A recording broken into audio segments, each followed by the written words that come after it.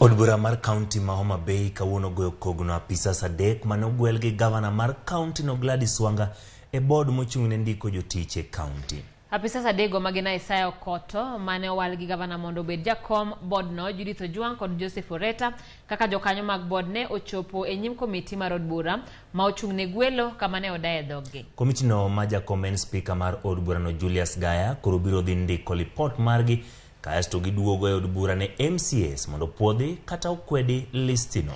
Speaker Gaya okoni report margi gidhi ndiko mapiyo mondo giduok nyingego e od bura e neno ni chenro mag tijego e bod no odhi makare. So wadhi bedo piny mondo ndik report mobiro kelo ne county assembly mondo wuoye ka gikalogi kata gikalgi.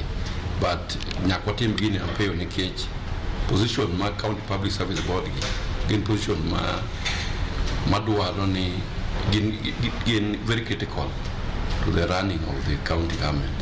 So watim gini mapiyo mondo watiek record gi. Kome governor, your money